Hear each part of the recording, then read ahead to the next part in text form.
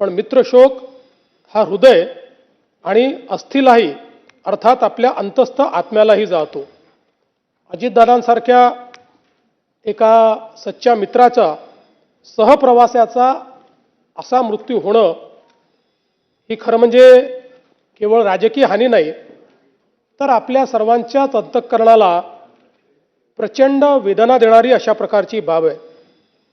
आपण असं म्हणतो की काही गोष्टींवर काळ केवळ हे औषध असतं, पण तरी देखील कितीही काळ गेला तरी काही वेदना या मात्र कमी होत नाहीत। अशा प्रकारची निश्चितपणे ही एक वेदना असणार आहे। आपण अनेक वेळा राजकीय नेत्यांच्या निधनानंतर पोकळी निर्माण झाली अशा प्रकारचं वक्तव्य करतो। खरं म्हणजे ज्यावेळी एखादा ज्येष्ठ नेता आपल्यातनं ते निघून जातात, अनेक वर्ष त्यांनी काम केलेलं असतं, त्यावेळी त्यांच्या निधनाने त्यांची कमतरता जाणवते, ती पोकळी नसते।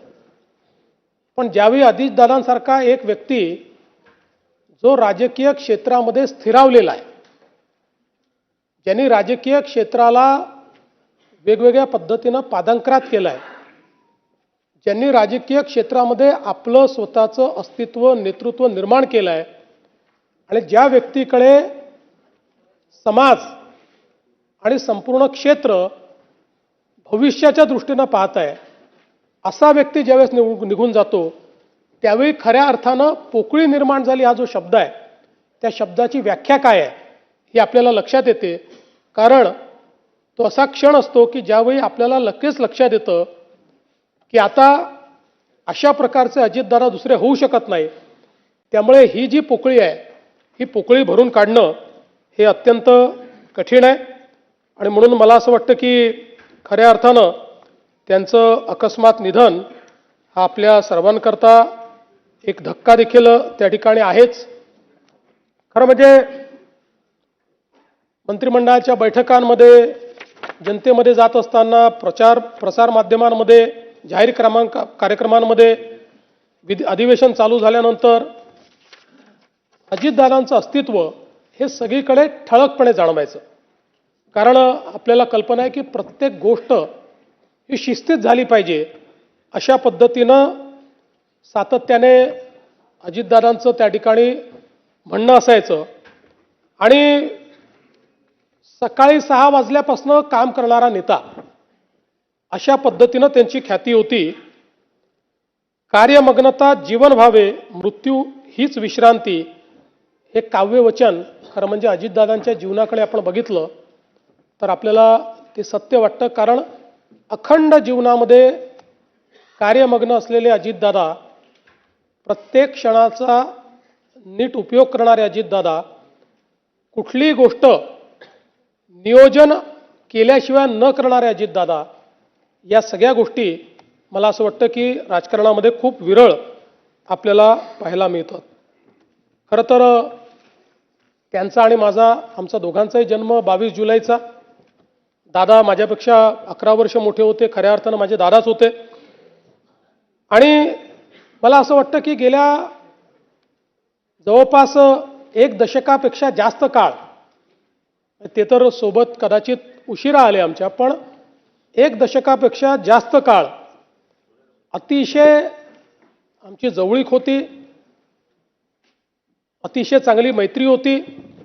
त्याच्या आधी देखील आमची, कारण मी 99 साली आलो, त्यानंतर दादांची ओळख झाली, संबंध आणले, पण मी असं म्हणेन की साधारण 2014 नंतर एक भावनिक नातं हे दादांशी तयार झालं।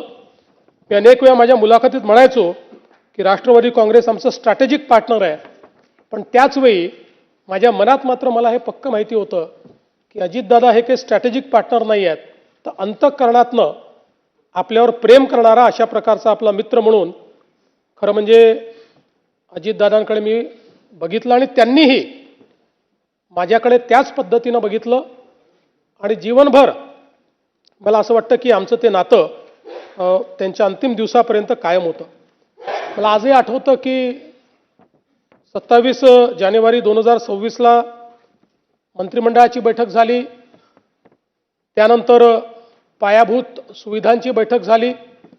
त्याही बैठकीमध्ये अजितदादांनी आपल्या नेहमीच्या सिग्नेचर पद्धतीने सगळ्यांना, जे अधिकारी होते त्यांना विचारलं की मी आज सकाळी माहिती घेतली आहे आणि ज्या प्रकारे कॅपिटल एक्सपेंडिचरमध्ये ग्रॉस व्हॅल्यू ॲडिशन काही राज्यांमध्ये होतं तेवढं आपल्या राज्यात का होत नाही, या संदर्भात तुम्ही काय कारवाई करणार आहात.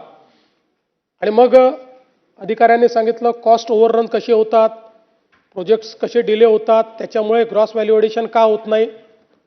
त्यानंतर मग सार्वजनिक बांधकाम विभागाचं एक प्रेझेंटेशन झालं. त्यात त्यांनी त्यांच्यावर 700 कोटी रुपयाची डिक्री ही जी न्यायालयाने केली होती ती कशी त्यांनी त्या ठिकाणी उच्च न्यायालय सर्वोच्च न्यायालयातनं डिक्री त्या ठिकाणी कॅन्सल केली आणि ज्यांनी डिक्री आणली त्यांच्यावरच कसा फाईन झाला, अशा पद्धतीचं प्रेझेंटेशन केलं. त्यावर दादा गमतीने असं म्हणाले पुढच्या वेळेसपासून असेच तुम्ही फक्त प्रस्ताव या ठिकाणी आणत जा. आणि ती सगळी बैठक आम्ही संपवली. त्यानंतर माझ्या अँटी चेंबरला आम्ही गेलो. दादांचं काम हे 10-15 मिनिटाचं असायचं, त्याच्यावर नाही. दादांची एक सवय होती, कुठलंही काम हे त्यांच्या कागदावर लिहिलेलं असायचं. 2-3 ओळींमध्ये काय बोलायचं हे लिहिलं असायचं आणि ते परफेक्ट तेवढंच आपल्या कामाचं दादा बोलायचे. त्यामुळे ते कामाचं एक 5-10 मिनिटं झालं. त्यानंतर 30-40 मिनिटं आम्ही वेगवेगळ्या विषयांवर, भविष्यात काय, बजेटमध्ये काय, अशा गप्पा मारल्या. जवळपास पावणे तास आम्ही त्या ठिकाणी एकत्रित होतो आणि त्यानंतर दादा त्या ठिकाणून गेले. त्यावेळेस खरं म्हणजे ही पुसटशीही कल्पना नव्हती की कदाचित तीच आपली शेवटची भेट ही दादांशी ठरेल. आणि दुर्दैवाने तसंच झालेलं आपल्याला पाहायला मिळालं.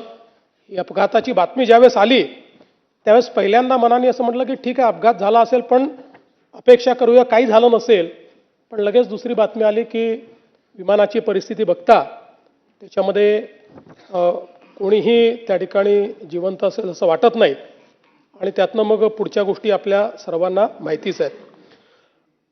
खरं म्हणजे अजितदादा हे केवळ एक व्यक्तिमत्व नव्हतं, तर ते एका पिढीचा आत्मविश्वास होते. शेतकऱ्यांचा एक कळवळा असलेले, शेतीबद्दल इत्थंभूत माहिती असलेले, शेती, ॲनिमल हजबंड्री या सगळ्या विषयांची पूर्ण जाण असलेले आणि एक प्रकारे मातीतनं तयार झालेलं नेतृत्व असं अजितदादांचं नेतृत्व होतं. त्यांच्या जीवनामध्ये अनेक संघर्ष आले, कुठल्याही संघर्षाला त्यांनी पाठ दाखवली नाही. सातत्याने त्या संघर्षाला सामोरं ते गेले, कधी पोळापुढे झुकले नाहीत. पण ज्यावेळी दादांना मनातनं असं वाटलं की काहीतरी चूक आहे किंवा समाजाला ते चूक वाटतंय, त्यावेळी जाहीर माफी मागायलाही त्यांनी मागे पुढे पाहिलं नाही. अशा परिस्थितीमध्ये दादा कुठलाही इगो न ठेवता जाहीरपणे माफी मागून पुढच्या कामाला त्या ठिकाणी लागायचे, हे देखील आपण बघितलेलं आहे. त्यामुळे एक प्रकारे अनेकांचा आधारबळ असलेले, अनेकांना धीर देणारे, अनेकांच्या निर्णयाची ताकद असलेले दादा आज नसल्यामुळे निश्चितच खूप मोठ्या प्रमाणात अनेक लोकांच्या समोर अनेक प्रश्न त्यातनं निर्माण झाले. खरं म्हणजे अजितदादांबद्दल सगळे नेहमीच सांगतात की शब्दाला जागणारा अशा प्रकारचा